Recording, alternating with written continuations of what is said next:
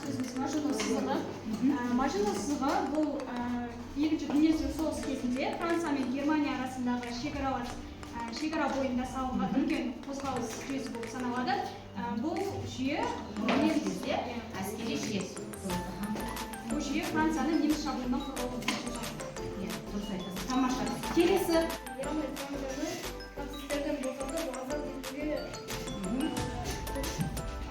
Кімнің бастамасымен құрылады Азат Франция?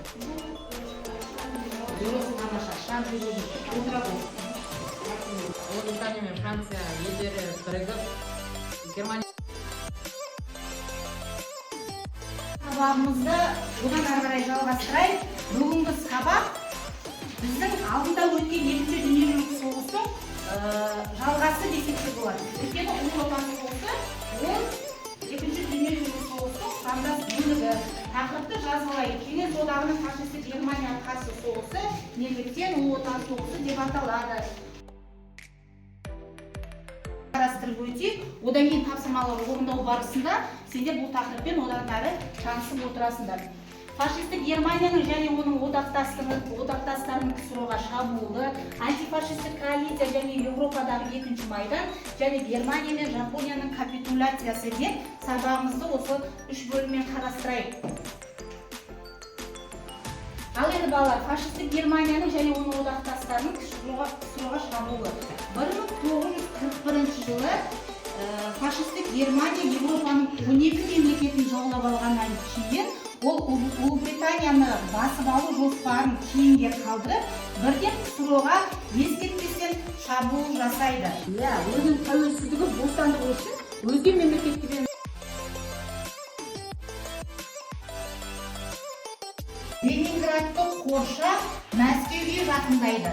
Ленинград осы кезде 900 күндік қоршауда қалады. 900 күндік қоршау деген ол 2 жылдан аса уақыт.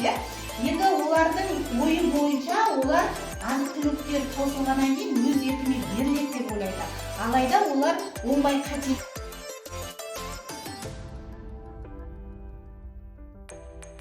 Немістер КСРО-ға басып кірді дедік. Сол кезде Ұлыбритания мен ақш елдері 41 жылы 14 тамызда Атлант хартиясын жариялайды. Жалпы біз ақшты білеміз. Екінші дүниежүзілік соғыс басталғанда ол қандай позиция ұстанды? Нейтрал, бейтараптық ұстанды, араласпаймын деп. Бірақ кейіннен Гитлердің күшейіп келе жатқанын байқағаннан кейін ол қорқа бастады. Сөйтіп бірден ол соғысқа bestеді, араласуды бастады. Ол Ұлыбританияға енділік заңы бойынша көмек көрсетті. Біз оны алдыңғы сабақтарда өткен болатынбыздар. Енді қараңдар, міне 14 тамызда Ұлыбритания мен ақш Атлант хартиясына жариялайды. Бұл хартия бойынша олар антифашистік коалиция құрып, бар мақсатын сол немістерді жоюға алма мақсат қояды. Одан кейін біз білеміз 41 жылдың соңында соғыстың шеңбері кеңейе түседі. Өйткені мына жақтан Жапония ақшқа соғыс ашады, Гитлер мен Италия ақшқа соғыс ашады 41 жылы, біреуі 7 желтоқсан, біреуі 11 желтоқсан. Өткен сабақтар өткенсіңдер. Оның шеңбері кеңейгеннен кейін мынау антифашистік топтар, мемлекеттер, иммиграция Ұлыбританияда жүрген басқа елдердің үкімет басшылары бірігеді. 1 қаңтар күні осы Атлант хартиясының мақсаттарын құптай отырып, олар біріккен ұлттар декларациясына қол қояды. Және де одан ары қарай жаңа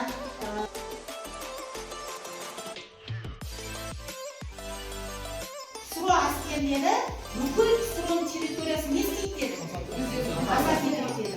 Сөйтіп олар соғысты тоқтатпай, одан ары қарай олар Польша, Чехословакия, тағы да басқа Балтық бойындағы елдерді азат етуге соғысты одан ары қарай жалғастырады. Яғни 45 жылы сәуір айында кеңес әскерлерінің соңғы операциясы, ол Берлинді басып алу, Берлин операциясы дейді. Осы сәуір айының 29 күні олар Рейхстаг ғимаратына шабуыл жасап, сол сәуірден 1 мамырға қараған түні Рейхстагта 20 ту тігіледі.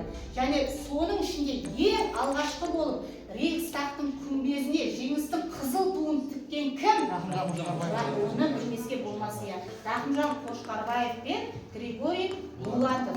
Міне балалар. Ал 7 мамыр күні Франция Реймс қаласында Германияның капитуляциясының алғашқы шарттарына Эйзенхауэр деген ол негізі естіп пе Эйзенхауэр туралы кім ол?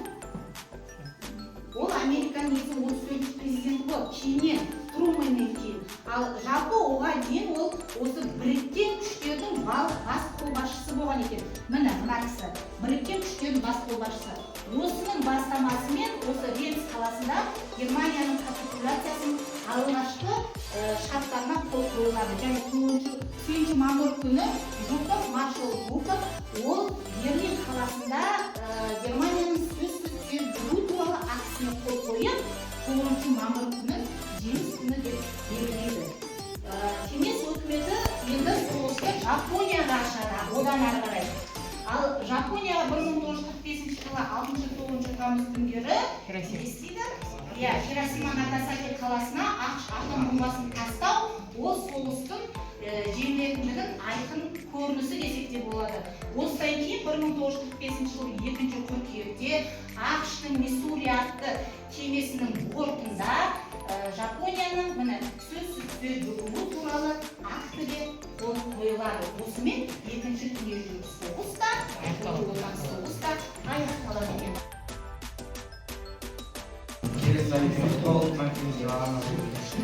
Ол ақштың 32-ші президенті және 1932 жылы президент болып сайланған еді. Және ол Тегеран конференциясының белсенді қатысушысы. Ол 2-ші дүниежүзілік соғысында ең басты бейтараптық позицияны ұстанған еді. Бірақ соңына қарай Гитлер күшеюі мен Жапонияның соғыс ашуына қатысты ол өз ойын өзгертті. Соғыстың шешуші әрекеттері сипаттама беріңіз. Бірінші Тегеран конференциясы. Үлкен үштіктің бірінші кездесуі 1943 жылдың қараша Тегеран конференциясы кезінде орын алды. Ақмолов партиясы Ұлыбритания мен ақштың Германияға шабуыл жасауы. дұрыс. Келесі. Демек, тарихта бұл кеме Жапонияның сөзсіз тізе бүгуі деп аталады. 1945 жыл 2-ші қыркүйекте орын алған. Сол кемеде Жапонияның тізе бүгу туралы актіге қол қойылған. Және ақштың өзінің теңіз флотында бұл әскери кемелердің маңызы өте зор болды. Әсіресе Жапония мен Тынық мұхит соғысында. Ал Атлант хартиясын құрған мемлекеттер. ақш пен ұлыбритания және ксро. Ал дұрысқа дұрыс емес тапқылайды. ақш, ұлыбритания және дұрыс. Ал келесі екінші топтан кім? Айжан жауап бере ғой. Батыс жақтан. Батыс жақтан екінші пайдаланады. Дұрыс, тамаша. Келесі үшінші топтан кім? Антуалия. 12. Ал екінші дүниежүзілік соғысқа үлкен белбір әкелген шайқаста Сталинград, Курск. Ал тексерейік Курск және Сталинград шайқастары. Фашистер қай қаланы 9 күндік қоршауда ұстады? Ленинград қаласында тоғыз. Ал екінші топ? Жауап береді. 8-ші сұрақ. Қай шайқас қауіп соғыс жоспарын күйретті? Мәскеу шайқасы. Тамаша. Ал соңғы сұраққа 3-ші топтан кім жауап береді? Жібек жауап береді. 7 мамыр күні Реймс қаласында Германияның капитуляциясының алғашқы шарттарына қол қойған бас қолбасшысы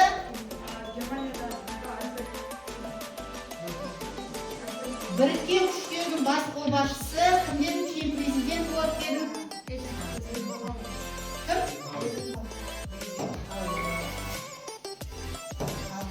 Жарайды. Бір бес ұпайларын бөліп кеткен. Сонымен 35 бірінші топта 35 ұпай, екінші топта 30, үшінші топта 30 ұпайдан тамаша балалар. Ал енді